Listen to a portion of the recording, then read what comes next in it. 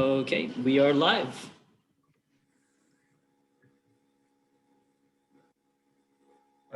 Should I get us going? Hader?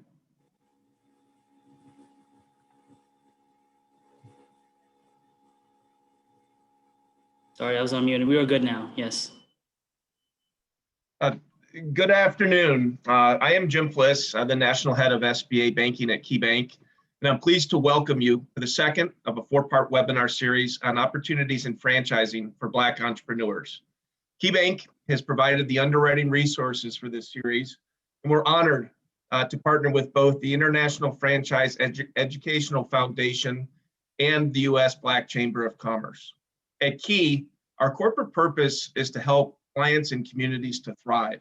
And we sponsored this series because we are focused on small business growth and success and opportunities for all entrepreneurs.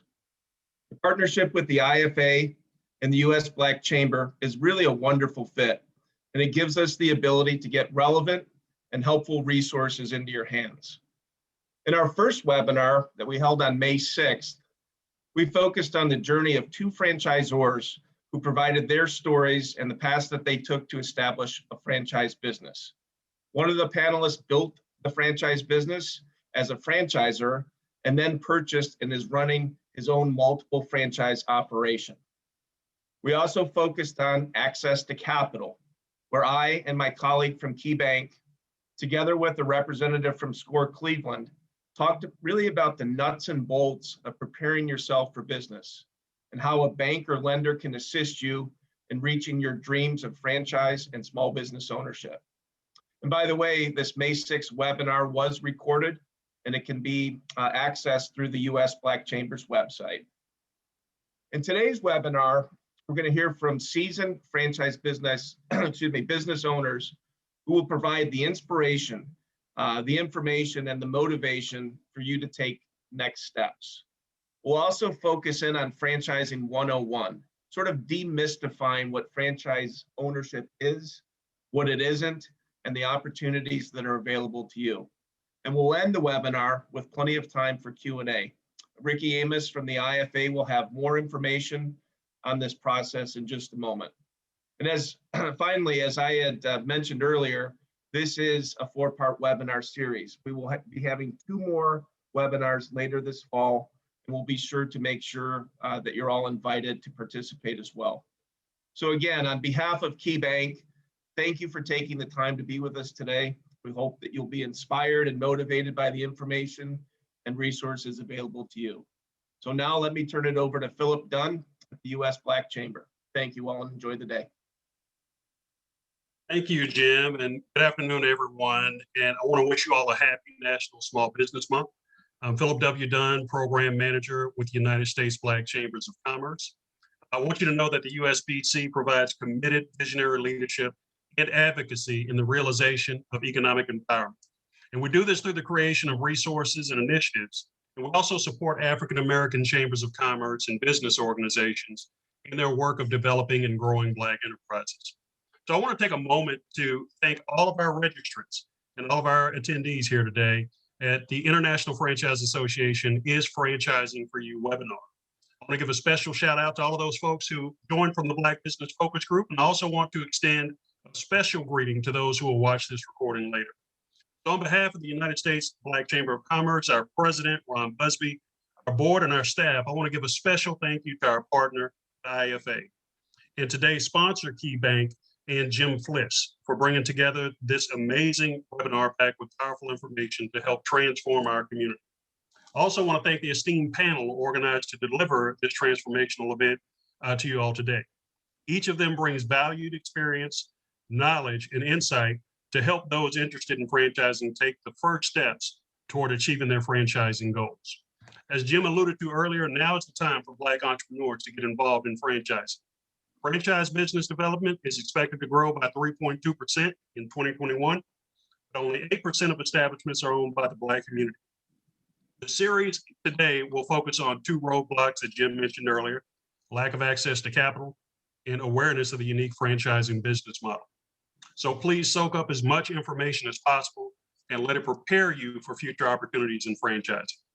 Lastly, I want to thank my counterpart, Ashley Mancini and Hayter, for their tireless work and commitment to bringing this webinar together.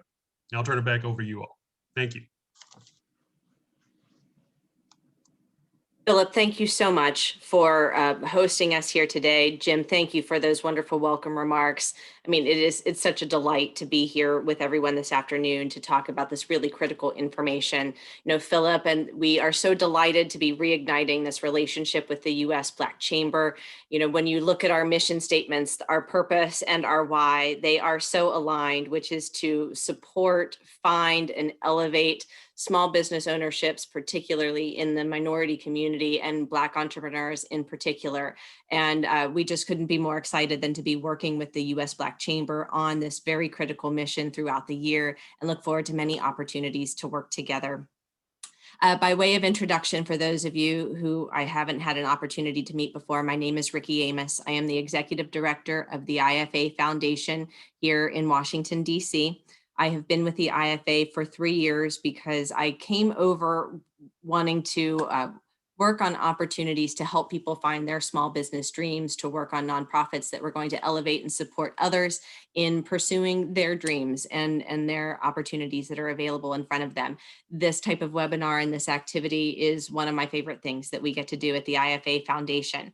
To tell you a little bit about the IFA Foundation and its purpose. Our purpose is to amplify the best of what is and what will be in franchising. And so what that means day to day is we want to raise awareness of the franchise business model and demonstrate that it is a powerful force for good in communities, that it creates generational wealth opportunities and wealth creation for new entrepreneurs. It gives people systems and access to create small business success that they might not be able to do on their own. We have a phrase and a saying, you go into business by yourself, for yourself, but not by yourself. Stan was giving me a nod to make sure that I corrected that and got that appropriately. It's a wonderful community here in franchising. We are excited to introduce you to them.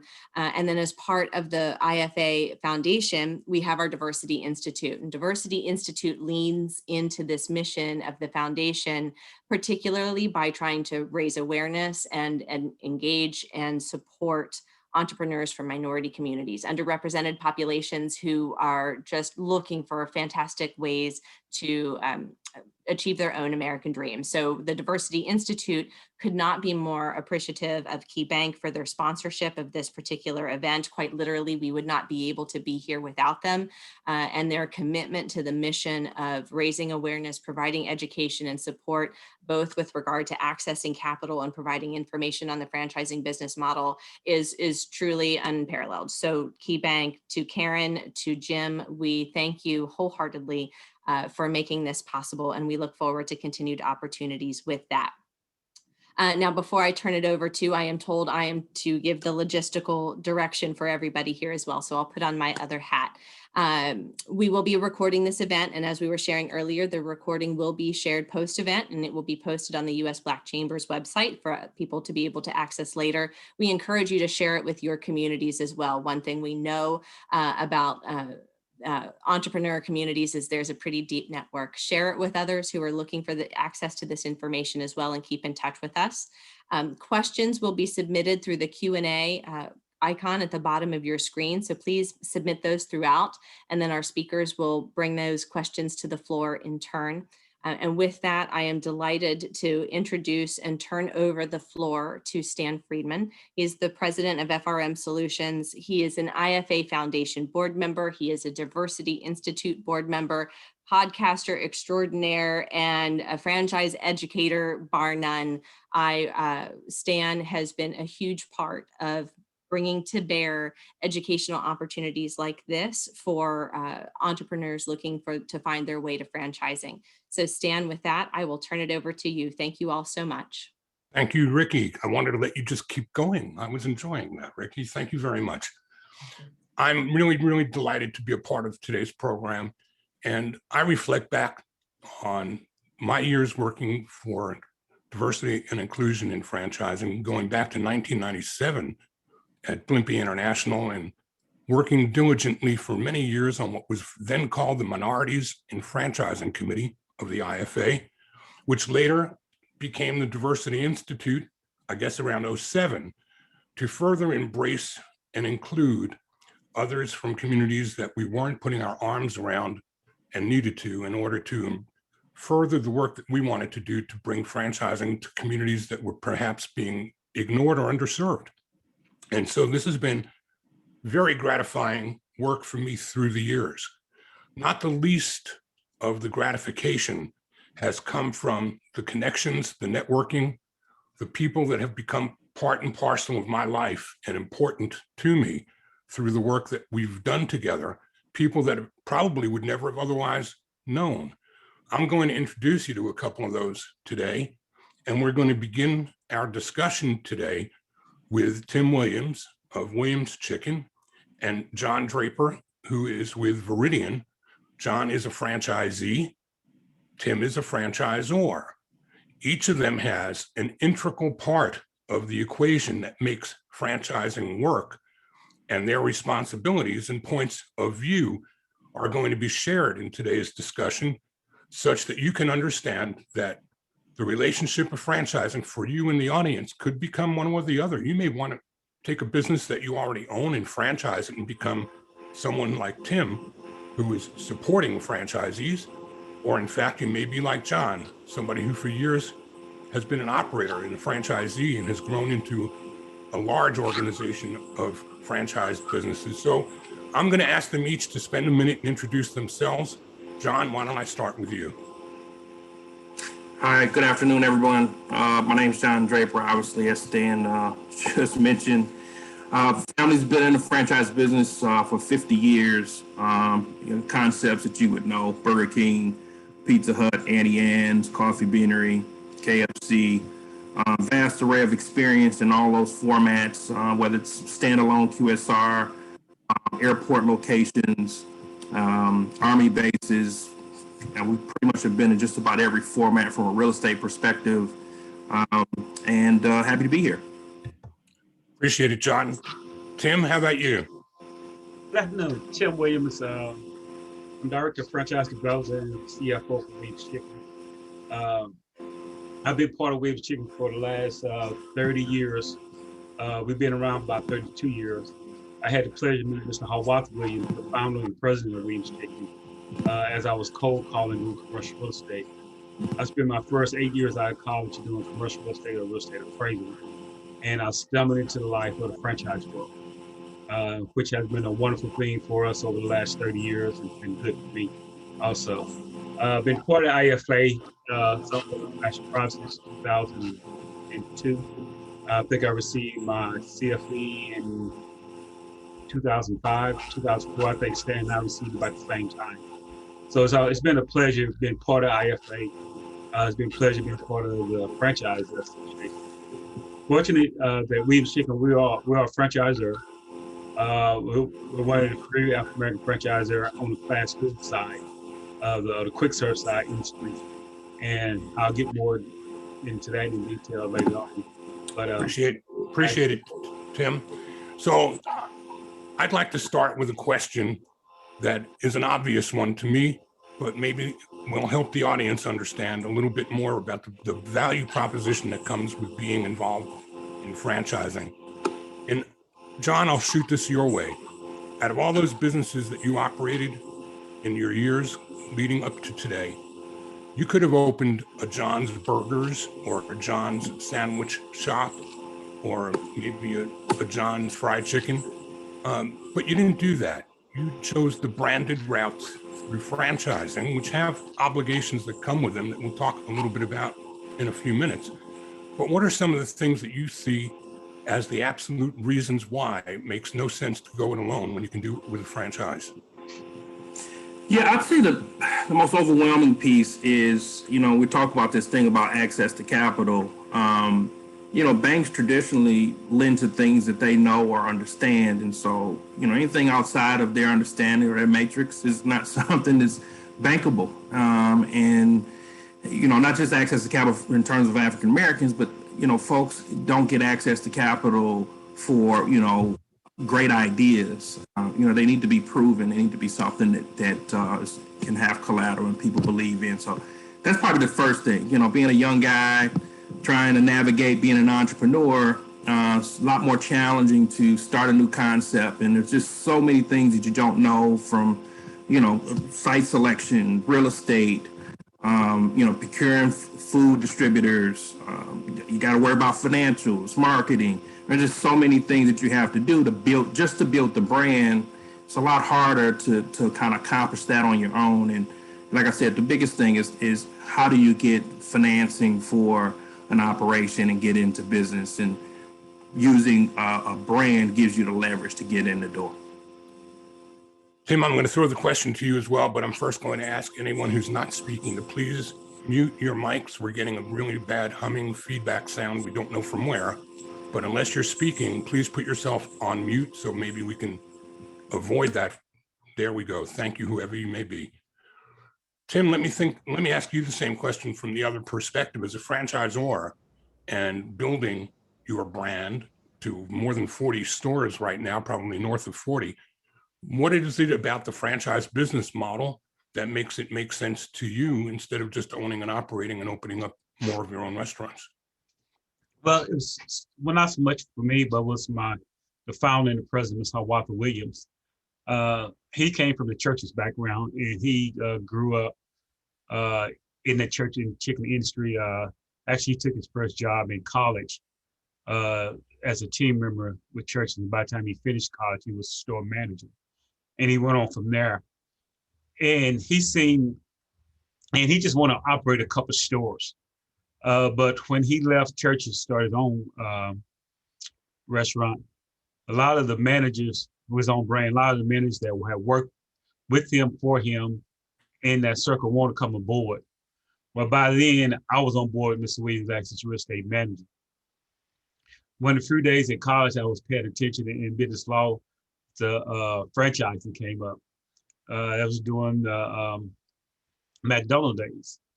And so when some of the managers wanted to leave and join Williams Chicken, we started out with operators group. Then I said, Mr. Williams, we're real close to on franchise laws. So we really need to reevaluate what we're going to do here. And that's when the franchise part of the world, as franchisor part of the world, kicked in on us. So when I talked to our lawyers, and they knew very little about franchising, so they referred us to a franchise specialist. And they said, yeah, you guys are verging really on the edge of the franchise law. So then we said, well, what it going to cost us to be a franchisor? And when they gave us that number, we like, wow, really? And so he thought about it. Then he said, well, this is my opportunity to give back. And so he made the sacrifice to spend the money that it takes to become a franchisor. And that's one of the pluses and minuses of this business, being a franchisor. The startup costs, it can be steep, because there are a lot, and especially don't put state that you're franchising in. So I would say, if you think about going the franchisor route, make sure you have a very good franchise attorney. Not a good attorney, but a good franchise attorney, because there's a difference, because the laws change from state to state, and you have to be aware of them. And the laws are very strict. And so I say, before you go down the road, just make sure you understand what it's going to take. But I will always say, well, you're a franchisor or franchisee, you need a couple things on your team. One's a franchise attorney. The second is a good CPA, a good banker, and a good marketing team, because you're going to need all phases of those things to operate a franchise. Absolutely. And not all the time can one person do all those things. So an early stage franchisor has to really be ready to juggle some balls and have others on the team to help them in early days. John, let me ask you, what do you tell somebody watching us today that thinks, nah, there's no way I can do this. There's no way I could become a franchisee. I don't have what it takes to do that. What would you tell them today? Yeah, I mean, that's a good follow-up to your first question. I think that everyone has a certain skill set that transfers very well in franchising. You've got to find the spot that you're most comfortable in and then fill in the gaps, right? So that's what the franchisor really does. It kind of helps you have a playbook to pull from, really understand how you're going to get all these things done. I mean, it's not impossible at all. In fact, I would say that anybody could be a franchisee. You know, biggest hurdle, like I said, is finding a brand that really has a support system and can help pull you through in the places where you may not have that skill set. But it is definitely doable. I think the biggest hurdle is that one of the things that you're saying is that people just aren't thinking about it as an opportunity. And, you know, it's a lifestyle thing. I mean, it's not just you, it's my whole family's in this business, and it's just a part of us at this stage. And I think that those are some of the things that you really want to think about making those kind of selections. But it's very doable. You just got to have the right brand and the right financial partner so that you can organically grow as things get down the road. Tim, what is it you look for in a franchise prospect other than the obvious things where Jim Fliss would tell us, you know, you've got to have X money down and a net worth of Y and a liquidity of Z? If you ask the young me, it was any brand that would take me. If you ask me today, my selection process is much deeper. Then I wanted a brand that I could identify with, whether it was the product or it was new. These days, new doesn't necessarily mean so much. It definitely is about, what does the financial team and the construction team really understand about the brand?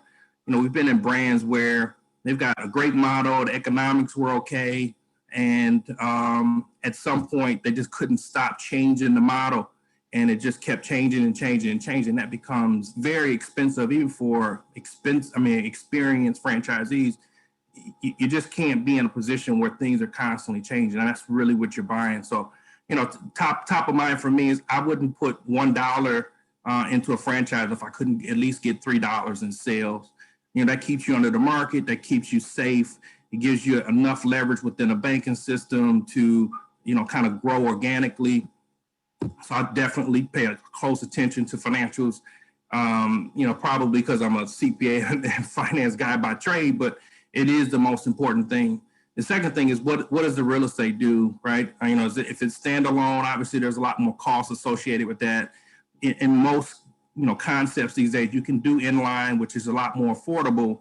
But now you got to think about what are those real estate relationships? Who do you know? What other relationships do you have to kind of get you in there?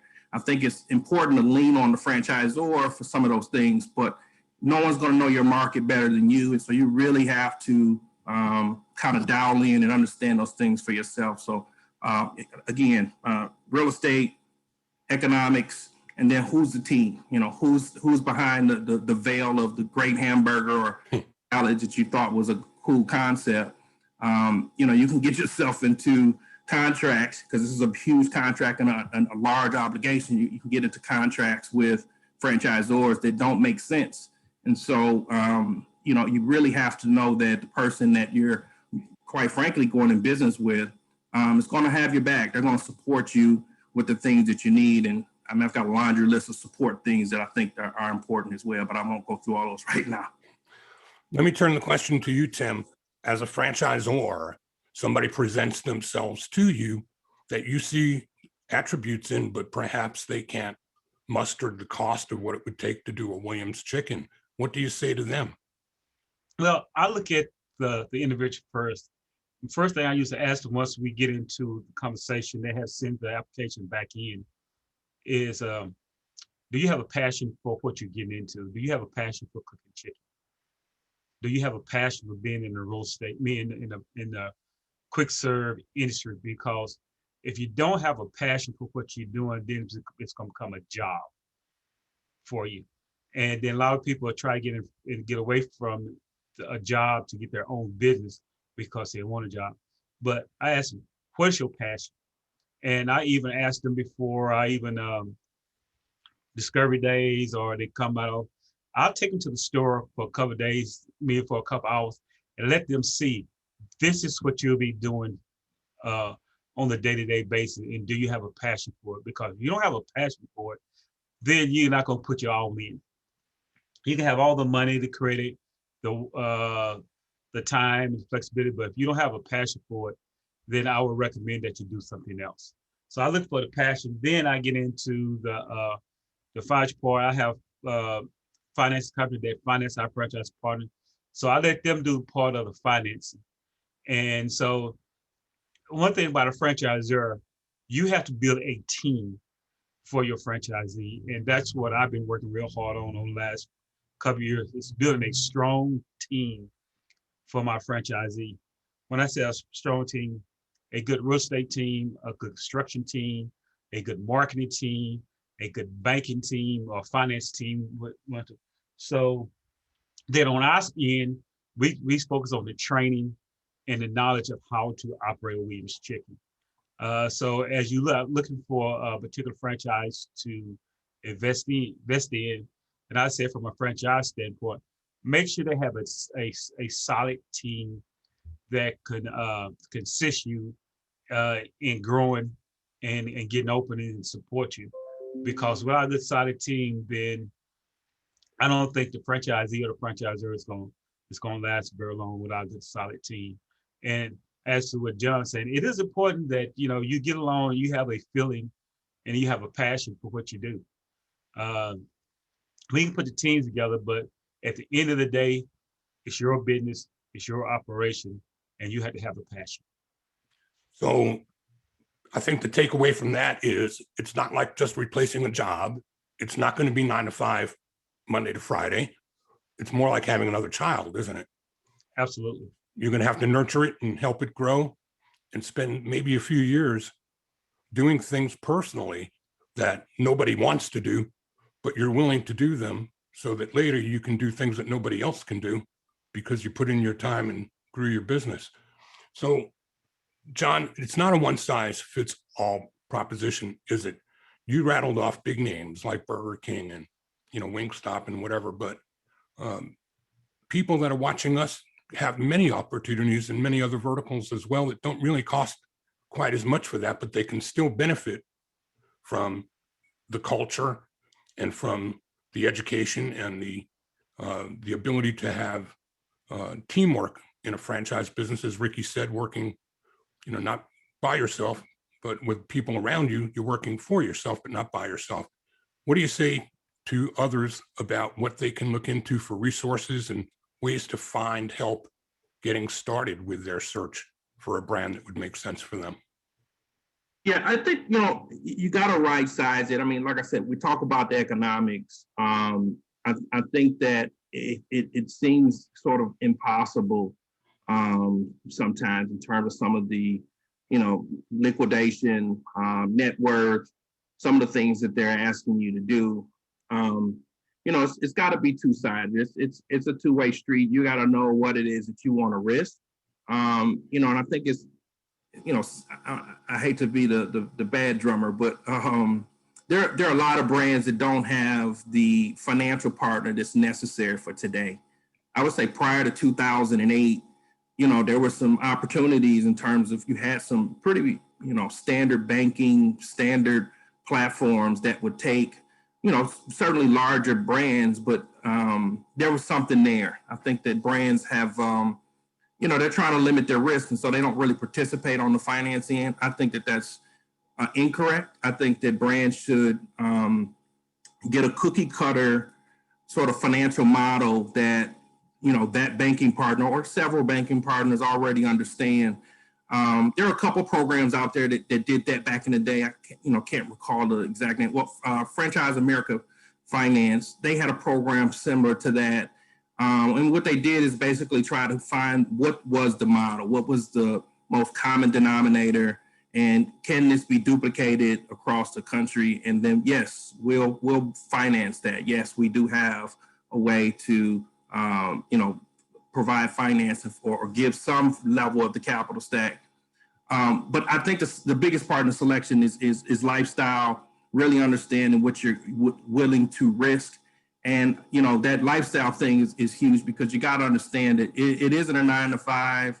I don't know what you would put into it in terms of hours, but it's worth the risk on the other side of it, particularly if you got a great franchisor that's very supportive, knows how you're going to grow organically, and really just kind of puts a lot of, energy into your success.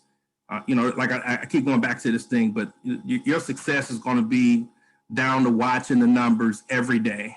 And you can get lost in that if you are, in the kitchen, running or doing prep or doing hiring out on the floor or doing table touches with customers. That part can get lost on you because it's a lot to wear, but you got to dial in on those financials every day.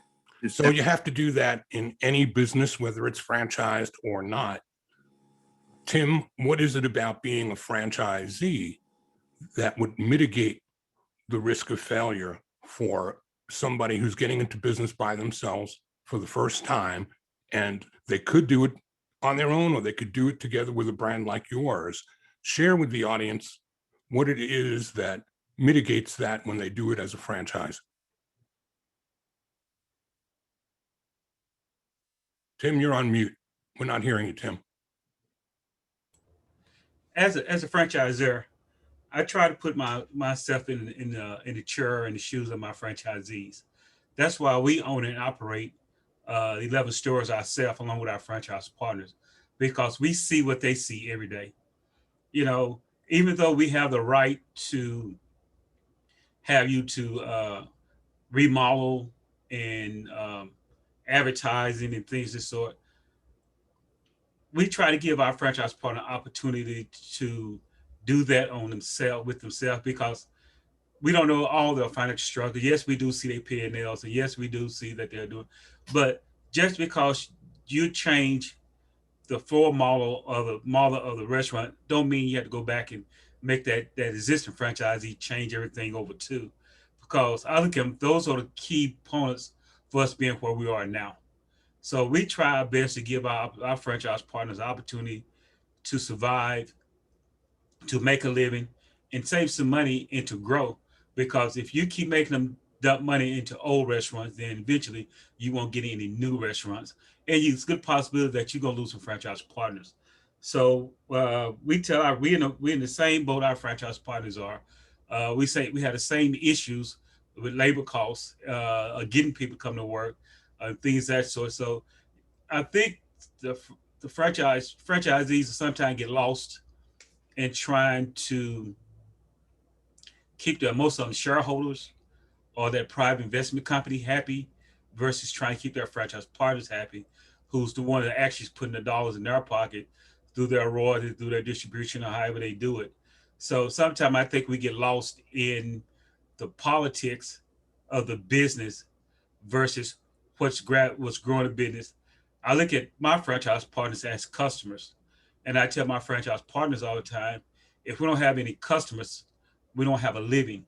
So if I don't have a customer as a franchise partner, then as a franchisee, I don't have a living. So sometimes we forget that. And so until we get back to that point, I think you're gonna see our industry struggle a little bit, because we're more trying to satisfy our investors and our equity partners versus try to satisfy our franchise, trying to keep our franchisees happy, which is driving the business model. In one sentence, I want you to tell me why somebody who's going to get into business today would do better to do so as a franchisee than as an independent business owner. One sentence or two. Most lenders like seasoned franchise organizations. They feel comfortable loaning money to seasoned, proven franchises. Same question, John.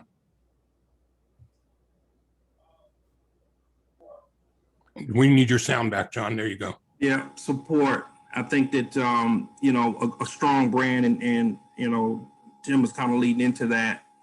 Support is the major factor for me. You got to really dig in and be a partner with your franchisee. That is your customer, and I think the franchisors, as Tim's point, is they get lost from that. So support. That's the number one reason that you would get into a franchise business today.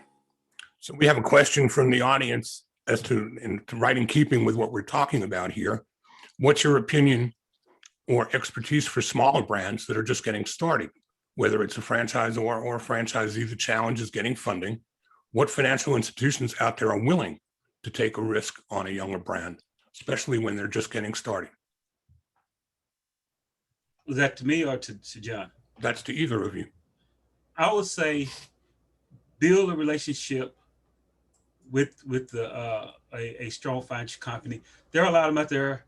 I tell my franchise partners, you got to be in the room to meet these lenders. So that's why I'm trying to encourage my franchise partners to be a part of IFA, to go to the conventions, go to the multi-unit convention, and meet these lenders and these people, because if you're not in the room, you won't know. And that's probably the biggest part of our success, is that Mr. Williams invested in me to be in the room, so I get a chance to talk about our brand, meet potential lenders and people who are looking for opportunity. Just like, keep in mind, if a lender don't have someone lend money to, they go out of business. So John, in the next segment, I'm going to be sharing some of the nuts and bolts that come with the obligations of being a franchisee. What makes it worthwhile for you to have to give up some of those things that franchisees give up that an independent entrepreneur can do any way they want? But what makes it worth it to you to do it that way? I keep going to support, but it's everything that's baked in with it. The franchise community is the block that has pretty much built just about every organization. You get the best ideas, whether it's menu or service. The brand gets better over time if you're doing it correctly, because you're getting that support not just from the internal team, but the franchisees across the country are a great support base. There's, like I said, there's going to be things that you're really good at, and there's going to be things that that you need support with, and that's what you have to lean on. That's what gets you in the game. Let me ask each of you if you have a final thought that you'd like to share for this segment. Tim? I said, do your homework when you picking your a potential franchise that you want to join. Do your homework, learn about the company, learn about the C-suite, what I call it, the president, the vice president, the director of franchise development. Get to know them and find out something about them, so you'll know what you're getting into. Because it's a date that you're gonna change into a marriage that you're gonna be stuck into for a long time. And if you try to get out of it, it costs you. So make sure you're making a good choice when you decide to make that leap into that franchise. John, a last thought? Yeah, I would say, let's call this a hack. The franchise hack for me here is go and find an existing franchise business that's been operating, that has some seasoning, and that'll give you a clear opportunity to see what those financials are. And then you can improve upon those numbers. But that's something that's bankable. I think that's an opportunity for people to get into a business without having to go through the full structure and really get the same support, gets you to the front of the line faster. Gentlemen, I appreciate you. We're going to have you back for Q&A and for some more discussion as we progress. So I'm going to ask Hader, if you would, to put up our deck. Hader is our backstage right-hand guy. Without Hader, none of this happens. Thank you, Hader.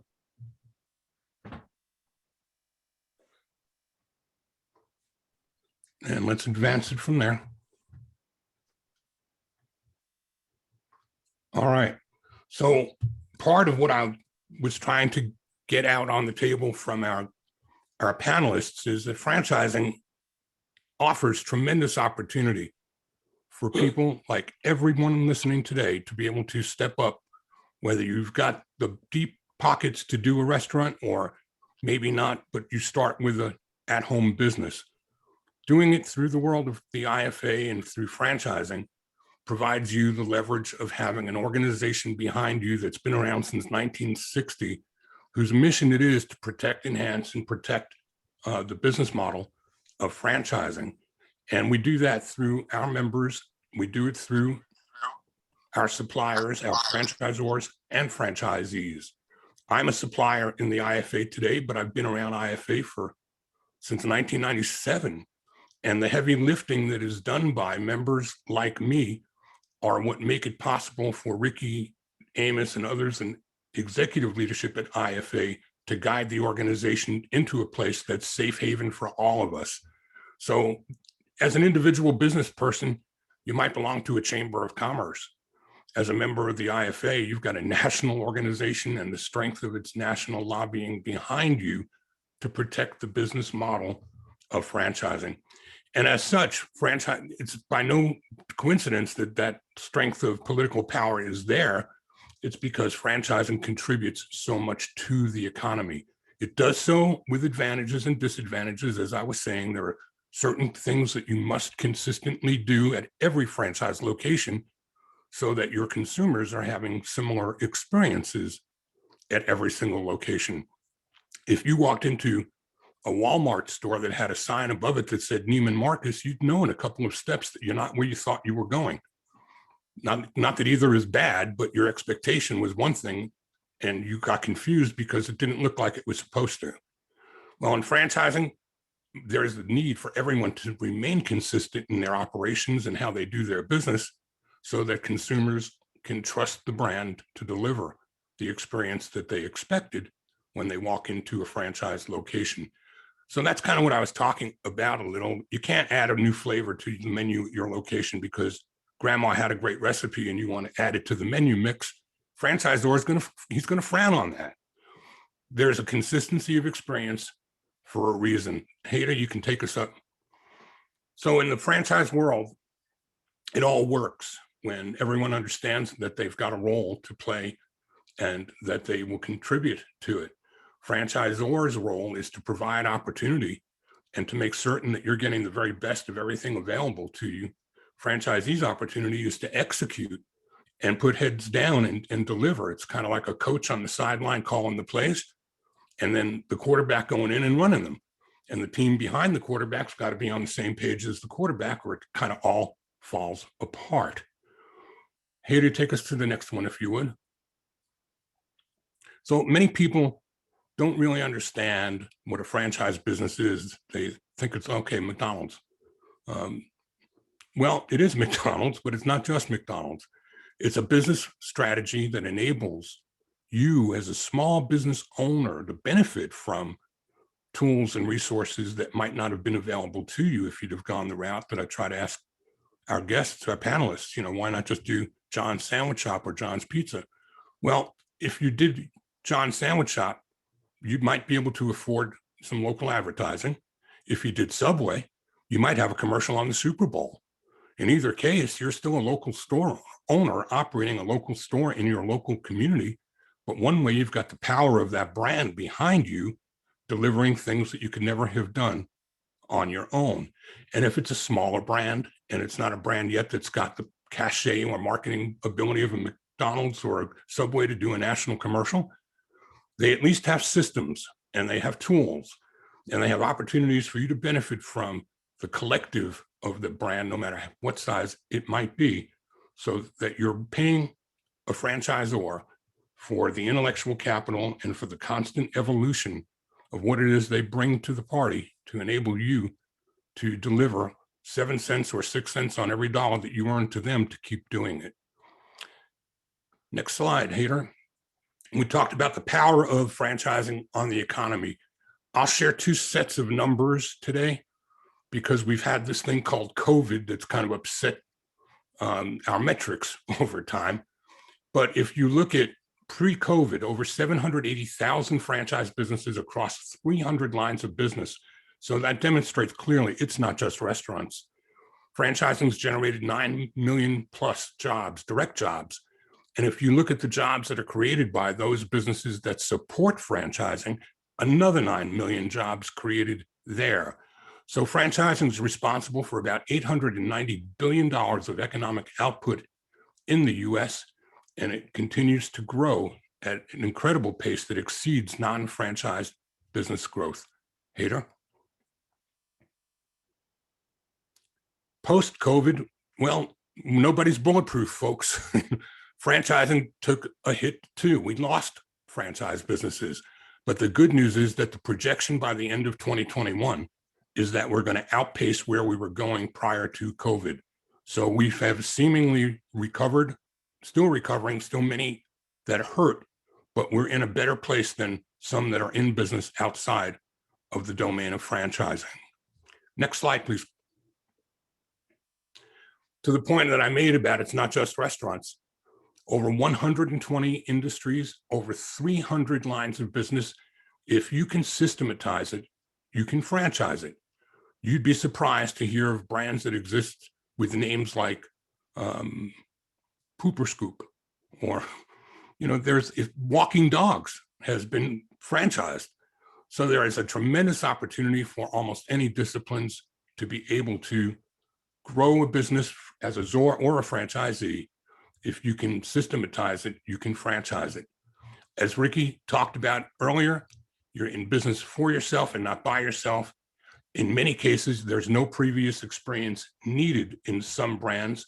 They'd rather you learn what they need to teach you from scratch, but they will look for the background of either business or finance or some of those core competencies that they need you to bring with you, and then they can train you on the rest.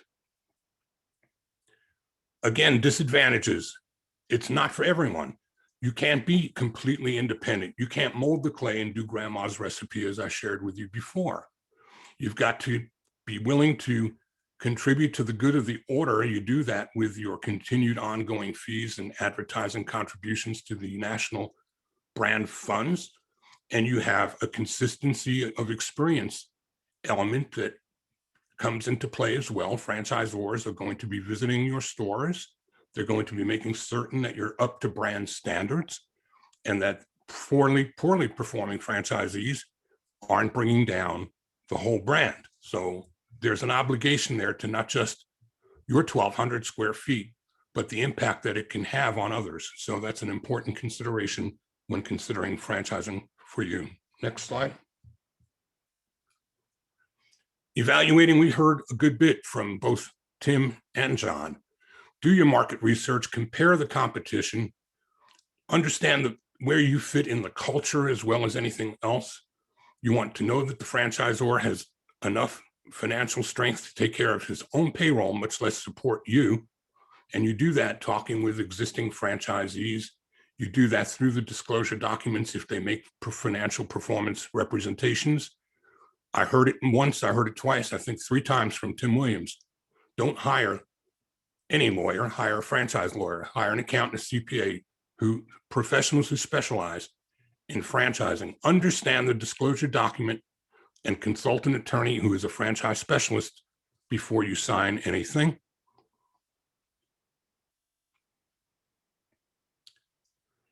And of course, purchasing a franchise is like any other investment. It comes with risk. So make sure that you're signing onto something that's got not a trend, just trendiness, but that there's demand, there's competition, your ability to operate the business, there's name recognition, ongoing support, and that you've got an upside and growth opportunities for growing your business long-term. Franchisors are going to look for candidates who've done their homework, who have the financial capital or it's available to them, and that are eager to be taught, not only from them, the franchisor, how to learn, but also the ability to train others, because you're going to be bringing people on who you have to team up and train up and get ready to support your business and your operation. You want to have a history of success in dealing and interacting with people. You have to be a motivated, outgoing type person who's willing to completely follow systems and demonstrate that to the franchisor before he's going to be or she's going to be willing to put 10 years worth of agreement on paper between they and you. So some of the keys to success: begin with the end in mind. Know what you need to have. Make sure you've got enough money and working capital to, plus that number up. If they tell you you need 15, make it 20. Better to have more and not need it than to have less and wish you had more. You have to be willing to follow systems. You must have the support of your family behind you. Recruit the best people you can and treat them with the respect that you would expect your franchisor to give to you. Be willing to learn and to teach your employees. provide great customer service and experience, be a part of your community, and stay in touch with your franchisor and franchisees, because like anything else, you get a cell phone, you get software, you get a computer, you get software. Your software is updated all the time automatically. Well, if you're not staying connected with your franchisor, updates in your system are coming your way, but you're not dialed into them. So stay connected and always be part of the ecosystem that is a part of your franchise. All of this is brought to you today by the IFA's Educational Foundation in the goal to enable you to know that there are tools and resources available to you, underwritten by generous sponsors like Key Bank, supported by the U.S. Black Chamber of Commerce, the IFA's Diversity Institute. There are programs like SCORE and others out there to help you learn more about creating a business plan and providing the technical kinds of experience that are needed in order for you to build a business plan and start the idea of seeking business ownership. We do that through the IFA's Diversity Institute. We do it through IFA's Vet Fran program. We provide resources through both programs to try to bring those who would think otherwise. Franchise business ownership, you must be talking to somebody else. You're not talking to me. Well, we are talking directly to you, and we believe that opportunities abound for you to be able to get into a franchise business, whether it's a small state work from home business or whether it's a big box restaurant. Those questions are individual and unique. The things that are universal are that there are of those of us out here that are very, very willing, able, and hopeful that you'll give us an opportunity to answer your charge, to answer your call, to help you learn that you can be in business for yourself and not by yourself.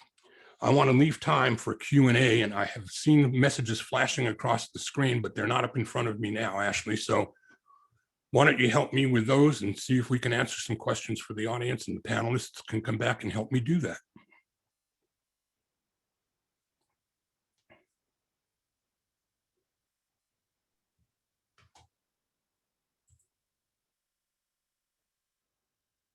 We're being asked a question about SCORE. Does it assist in the process of finding a franchise lawyer? I don't know that SCORE will recommend attorneys. Don't know that they won't, but that's not something that I think would be in their scope. I think that their advice would be that you need those, though, and maybe they can direct you toward resources or places to find them. I don't know that they would directly engage in referring one or another. That just might be a subjective question. For one person might deal with that one way and another completely differently.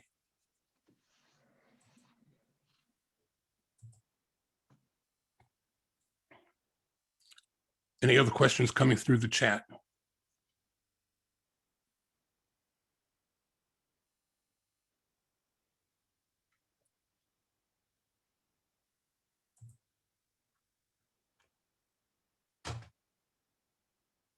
Looking but not seeing any, so come on back to the panel. Panelists, why don't you jump in here and join me with some feedback and comments on what we've just listened to on this slide deck, and feedback would be welcome from you guys on this. Well, Stan, I share my franchise partners that it's always good to have a surrounding cast switch you, to bounce things off of you. And I always tell them, I say, if you pay your attorney, listen to your attorney. You pay your CPA, listen to your CPA. Probably one of the best investments I have when I outsource my marketing part of our corporation, because that's not one of my tools that I have in my toolbox that I can be efficient in. So I learned in the roles, since I've been in the role, to be efficient at what you do, then hire somebody else that's better than you are at doing that. So if you think about trying to be a franchisor, I would say make sure you have all the tools surrounding you to give yourself a good, sharp company, because your franchisees is going to demand that. You know, your franchisees gonna need help when they have their grand openings. They're gonna call you when they need a plumber. They're gonna call you when they need a electrician or a AC guy. So if you're thinking about getting into the franchise side of this business, make sure you have all the tools in your toolbox that you need to be successful. And that way you keep your franchise partners happy and your chance of success and surviving and grow will be better. As I have focused more on our franchise growth versus store operation, I have seen our franchise grow because I have put more tools in the toolbox to work with. John, what about you? Yeah, I saw a question pop up about what would be one of the first things you do if you had a brand that you wanted to franchise. There's a couple of things I think are really important. One, before you even start that process, you definitely want to just get familiar with the industry as a whole. I don't know, there's probably 9 to a dozen conferences throughout the year. Can't wait to get back to them. But there's a lot you can learn there. There's tons of people. What I love most about this industry is everybody hospitable and helpful. And so you'll get a lot of resources and a lot of information about just, how to go in that direction out of one show. So I think that's one way to sort of organically get integrated into going down that process and going down that lane. And then, we mentioned the attorney. A good attorney is relative, but I do think that a good attorney in the franchise space, you'll probably meet them at a conference because the good guys are there. They're at all the conferences, and that'll help you sort of figure out costs. It'll help you figure out how to really put together the right documents. The one thing I would challenge franchisors and franchisors do get lost from the value proposition that's available or should be available to a franchisee. My challenge would be is to get more intimate with your franchisees, really understand their financial health, and not just what their business model financial health is, but their personal financial health. That's going to allow them to grow, what ultimately allows you to grow. I think one of the things that has been challenging over the last decade is, prior to 2008, and I'm sure everybody on here that's in the business can attest to this, there wasn't a bunch of technology in the business. I think we still had dot printers in Pizza Hut. I mean, there's just a lot of things that have changed over the last, 10 or 12 years. But a lot of that got outsourced. And I think we got to go back to that. We've got to make the investment in the technology as franchisors, so franchisees are actually getting a full system, right? We're paying fees, you're paying marketing fees. You need to be able to really dial that value in for them. And I think that that's where we're falling a little short, and you'll start to see brands that don't make that investment quickly start to lose brand share, market share, and ultimately dollars. We have a question from the audience asking that in order to become a franchisor, are there companies that help with building the processes that help the franchisees? Do either of you want to jump on that, or you want to leave it for me? The answer to that question is yes. There are a lot of consultants out there. They specialize in helping franchisors be more successful and grow and build their business. So probably the first place I would recommend, come to IFA convention, get to know the people, be in the room, and I think you can find the right resource that you need. I'm a big fan of IFA, and there's no secret about it, because it taught me a lot how to operate our business. So I'm always gonna be a big supporter. I'm always probably push towards the joining IFA, because the resource is unbelievable there, and there's a lot of good people within inside the organization. So if you really trying to get into the franchise airport or franchisee, I would say start out by going to your first convention and learning and get to know some people and go to some of the classes and some of the seminars that are offered at those conferences. And we don't need to wait. We don't need to wait for the convention.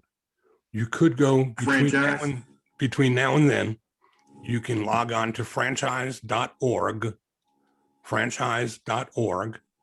and then just kind of scroll around and find the supplier forum and its network of professionals. And categorically listed there, you'll find a tremendous number of people in very many disciplines, from software to accounting to operational support to all types of marketing resources and tools. So you can find a great many resources before the convention and then go to the convention armed with the things that you're looking for and meet the people there that we hopefully will be able to get face to face with again, as we'll be in San Diego for the next convention upcoming. Got another question pointed to you, John. And the question is, can you speak to franchisee expectation of marketing from the franchisor? Yeah, the bigger the brand, the bigger the push. I think that, the word there is brand. When you have larger brands, they have the bandwidth to do traditional media, and can really kind of dial in to push traffic, and then you can convert that. The smaller brands, and this is just my opinion, so I don't want to ruffle feathers. I think smaller brands make the same ads that big brands do, but can't have the sort of same power and push in a market. So I would push back on that if I'm a, smaller. And when I mean small, I mean, 500, 1,000 units or less is probably a brand that needs some local support. And so I would, try to work on your local contribution. I think that's one of the biggest mistakes that franchisees make, is they don't spend enough marketing. If you're paying, 2, 3, 4% to a brand, if you've got some sort of local reimbursement, I would take full advantage of that. But you probably need to double that again in terms of your spending to really, kind of bleed in. I think that brands don't do enough marketing. And what you have now is an environment that allows you to kind of control it a little bit better. So I would use, ads, whether it's Facebook ads, Google clicks. I would use those local branding and social media platforms to help push. And then there's other unique ways that you can use sort of PR to leverage that as well. But I think, smaller brands are at a little bit of a disadvantage because they are paying a lot of money to a brand that can only really supply them with, sort of hand-to-hand platform stuff and not big media. So you've got to do that stuff on your own. What do either of you want to speak to in terms of involvement with the local community and marketing in the local community and becoming visible and utilizing the power of your brand to bring leverage to your local business through community involvement? Absolutely. That's what we do.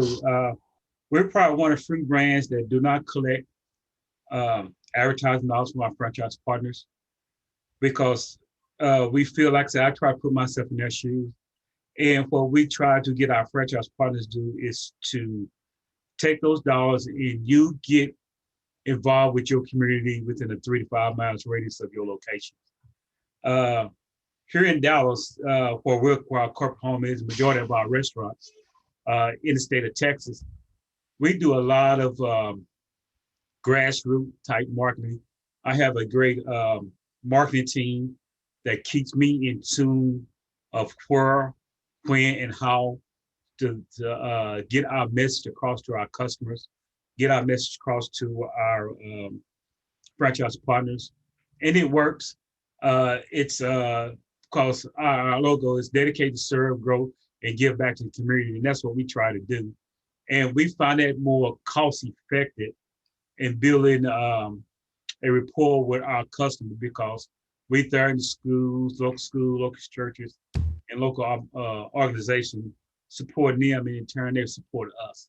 And my franchise partners see the ones that take those dollars that we don't ask for and put it back in the local community around their stores, tend to have a better volume store for sales wise, because they do show their community they do care about them, and also that they want to push their product. Philip, I'm going to bring you back into this conversation. If you can unmute yourself for a moment. We have a question from someone wanting to know, what, if anything, can a Black Chamber do to engage with franchises to get them to consider new markets, such as in upstate New York? Thank you, Stan. And I saw that question come through, and I really had to think about this because I thought about, Williams Chicken is primarily located in the South, right? So how would we, get together with a franchised organization to bring them to an area where they're traditionally not found? And so one of the things that the chamber can do specifically at the USBC level is to identify those high performing franchise organizations and then try to match them into markets where they're traditionally not found. Try to take a look at the economics that John talked about earlier, and see where it makes good sense to bring them in. Maybe it's coming in to visit, or maybe it's taking a look at competitor franchised organizations, and then developing that relationship so that over time, when those opportunities are able to come to fruition, we can actually work to help support a franchise organization moving into a new market. So that's something that I can definitely take back to Ron Busby, our president, and really try to identify those opportunities where it makes sense, and not try to force a franchise. I mean, I've had Williams Chicken before, so I'm a big fan of it. But you want to make sure that it moves well throughout the country, or different types of franchise organizations move well throughout the country. So that's an action item for me, is to take that back to Ron Busby to see how we can be more engaged with franchised organizations, in particular with IFA as well. My panelists, 70% of franchise systems have a fee of $30,000 or less for initial point of entry. 75% of franchise systems require startup capital of less than $250,000. So while we're here talking about bigger businesses with Tim and with John, I think that's a tremendous inspiration for those in the audience to understand you really can find out of those 300 lines of businesses opportunities that can fit your pocketbook. It's like buying a house. There are houses out there for 50,000 and there are houses out there for 50 million. You just need to know which part of the spectrum you can work on and afford to be on, and then go find opportunities that will allow you to get into business for yourself and start working on something for yourself, not your next job. Gentlemen, I want to ask all of you to contribute with anything at all that would inspire this audience to take the leap, or to help them believe that they can take the leap.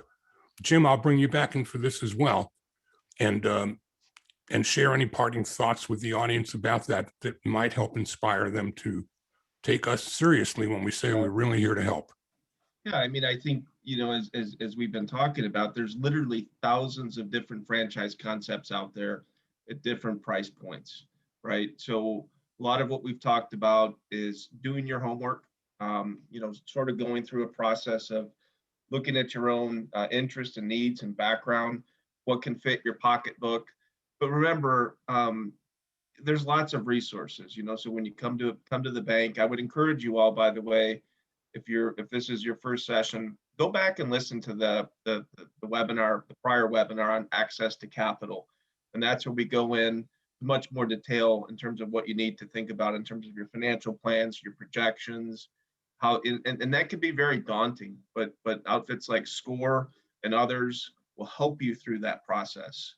There are people that can help you whittle down that 3,500 different franchise concepts into ones that you think might be a good fit for you, for your background and for your pocketbook. And then I would encourage you to go deep, do your homework, ask a lot of questions, and there's no shortcut to get through that process, but a lot of resources around you to help support you. John, I'd like some words of inspiration. Yeah, I mean, I would focus on the few and not the many. I think that there definitely are, 30,000 brands that you could attach yourself to. I think the one that's going to speak to you, don't be afraid to, have a conversation with franchisees. You'd be surprised how open and honest they'll be about what they're doing, what that lifestyle's like. I would say that that's probably been the most beneficial, is really understanding what the franchisee is seeing every day. So I would encourage you to go out and talk to people that are in brands that you think are important. there's also, and I say as a franchise hacker, there's things that I think are sort of the next wave of franchise companies that people should think about, and that is, the education space. I think that what COVID taught us is that there's a lot of things that we can do from home or we can do in a different way. And I would encourage people to look at the education space. I also would encourage people to look at brands that don't take a lot of resources in terms of, real estate space and have a limited product menu. Tim, what about you? I would say, like I kind of say earlier in the podcast, is that find something that you're passionate about. Because you're not passionate about it, then you're not going to put your best foot forward. And I always say, if you can have some skin in the game, you tend to work a little harder because you have something to lose. But at the end of the day, I find out, are you passionate about what you want to do? So there's a lot of different brands out there. There's a lot of opportunities out there. But make sure that you're passionate about what you get into, because if you don't, then your opportunities get a little less for us being successful at what you're trying to do. Philip, can I throw back to you? Thanks, Dan. I thought about this question, and then Jim sort of alluded to the May 6th webinar. On that May 6th webinar, we had Cal Golden, who runs a franchised organization, Wingstop. And he talked about the decision he made to take the leap and step into franchising. And, when he went to tell his family about, he's going to leave behind, everything he's ever, worked in his career to start a Wingstop franchise. The response was, Daddy, what are you doing? We're going to be broke. And he said to his daughter, he said, if you actually stop and think about it, we're broke already. And so what he was saying was that basically he would rather take his efforts, his energy, his business skills, and put it to work for himself, especially in something where he would have to support in a franchise in order to be successful. And fast forward so many years later, he's got a strong relationship with IFA. He's well known and respected by everyone on this panel. And he's run some amazing franchises, and he's impacted the lives of so many others as well. So think about, the reward on the backside. Think about the support that John Draper mentioned, and then partner it up with passion that Tim Williams talked about as well. And I think that that'll help many of us decide upon which direction we'll take. I know certainly at the USBC, we want to help make, all of your entrepreneurial ambitions happen. We want to try to help you along the way. And so hopefully you'll take those words, and if there's a decision to be made today, you'll make it on the side of franchising. I want to add a couple of things myself, and one of those is going to have me do something that I run the risk of doing by going off script. So I see on my screen that we are visited by John Draper's senior, JD. If you're here, why don't you unmute yourself and get prepared, because I'm going to throw a question your way if you're able to unmute for me. One of the biggest things in franchising that I think is a critical opportunity is for people to be able to start their businesses, maybe with that one little Subway or one little store that they're an owner operator of, and then build an empire. And building an empire looks like becoming corporate again to some, but you're still owning your business. Now you're owning multiple businesses. Franchisors become franchisors for the purposes of scaling their business. The best way for them to grow their brand is to invite other interested people who share vision, values, and ethics with them as franchisees to come on board, and together they continue to build that brand. Then some in that community of franchisees may start out with 1, 2, or even 3 units, and they're starting to scale their own empire. And then they build an organization that starts to build more brands, and they start buying other brands that are compatible perhaps with the ones that they've already got.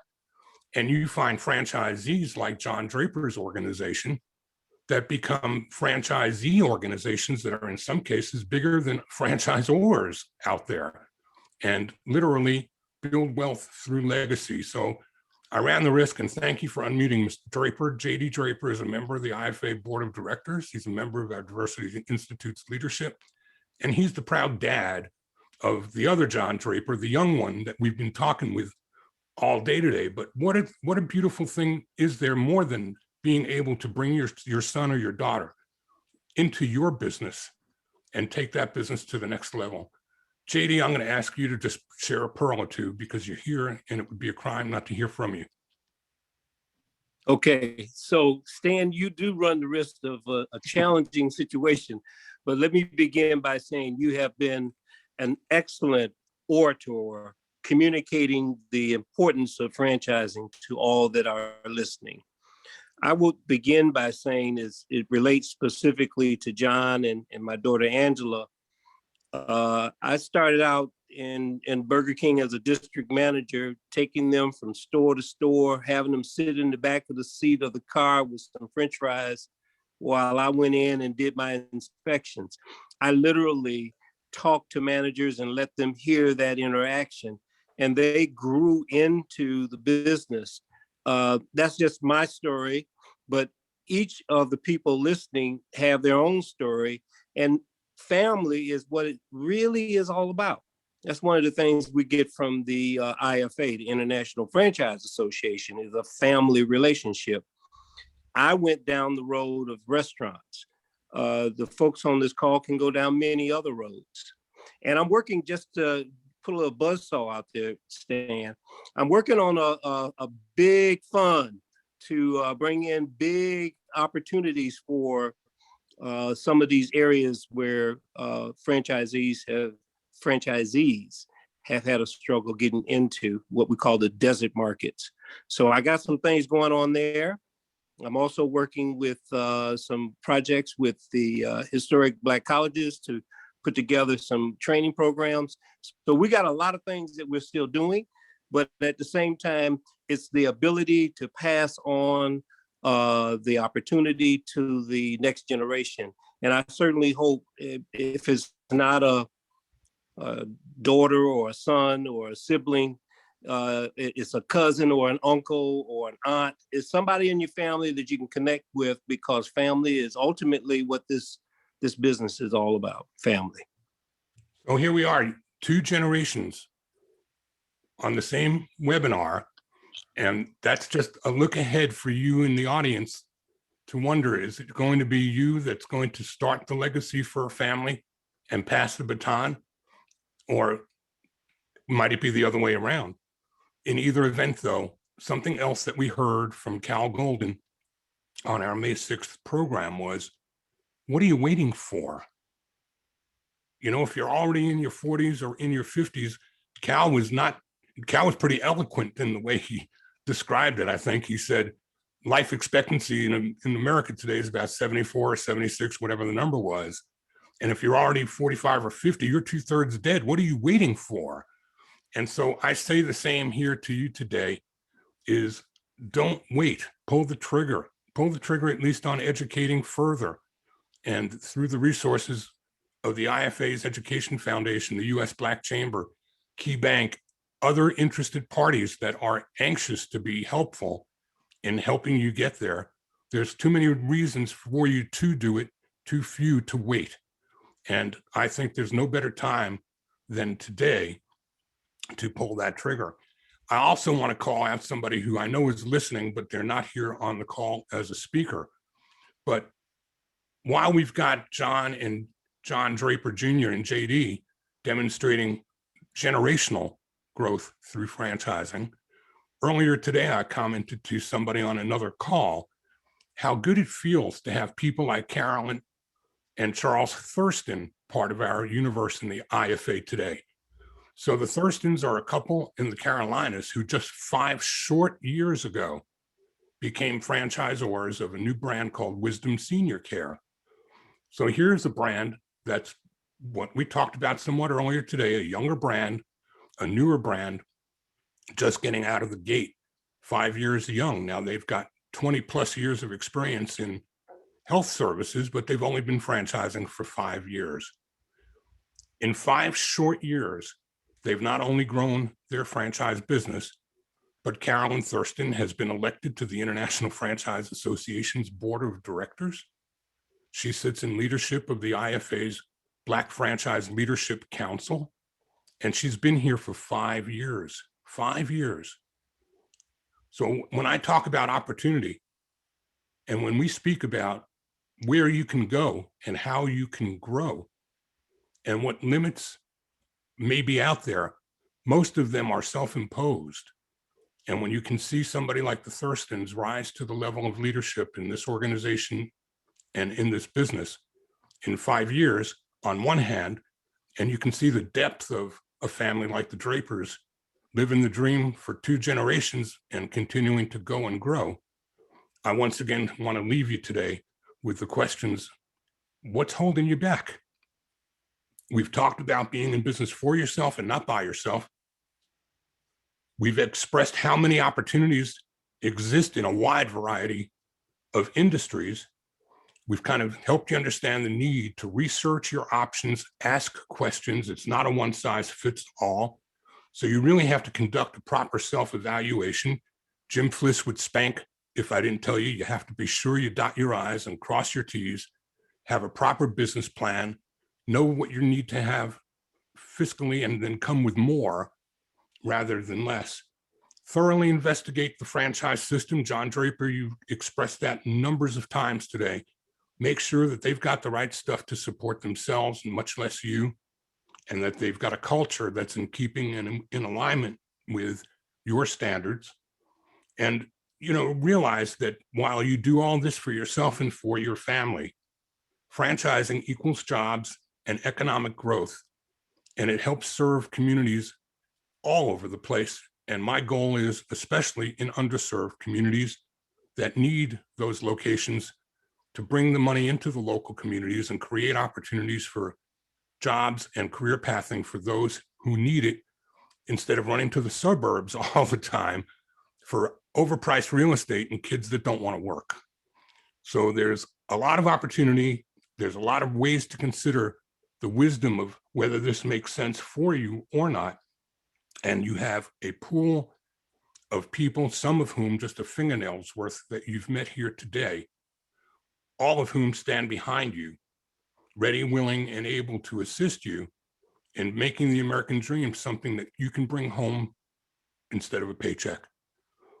We're a few minutes early today, folks. Unless somebody has a parting thought, I'm going to be really proud to say we end ahead of schedule instead of behind. Any thoughts, gentlemen, ladies, anybody out there? Stan, you was talking about Calvin Gold when he started with his Wingstop. Believe it or not, I was on a real estate team that got his first and second location here in the Dallas-Fort Worth market. Then I had the pleasure to meet Mr. JD at the IFA. So we're talking about a big world, but it actually is a small world when you talk about the franchise world. Because if you're in this world, if you're in the franchise world, then if you go to the seminars, you go to the meetings, you be on a call, you find out how many friends that you have mutual friends with that share with your growth. As you and I, we was coming up to get our CFEs, we have no problem sharing knowledge with one another. So that's what I do like about this industry, that you have people that will share if you willing to ask. Well said, Tim. And I've made a statement out of it over the years. Actually, in my 30 plus years in franchising, I've been a franchisor, I've been a supplier, I've been on different sides of the business. So today I wear a shirt that says FRM, but I've had Blimpie and I've had Maggie Moose and I've had others. Along the way, I've changed shirts, but I've collected people. And the literal thing about franchising is that in any other business, there may be 3 degrees of separation. In franchising, you have to add a decimal and a 0.3. You talk to anybody in our world long enough, and you're going to find 10 other people in common that each of you knew and had no idea that you were connected that way. Go on LinkedIn and just look at your profile, and it's amazing how many people you'll find that are in the franchising world that you may have been connected to in other ways and had no idea they were involved in franchising. Well, I think I see no more questions, so I want to thank Jim Fliss. I want to thank Karen White backstage at Key Bank, as well as Hayter, who has been backstage for us at the IFA. Ashley, thank you again, John Draper and JD Draper. Phil Dunn, Tim Williams, man, you've been part of my world for a long time, and I hope for many more years. I want to thank you all for being here today, and I look forward to hearing tales of your successes as you toe into the waters and further explore franchising. Thank you, everybody. Appreciate you being here. Everybody have a Thank you great all. day.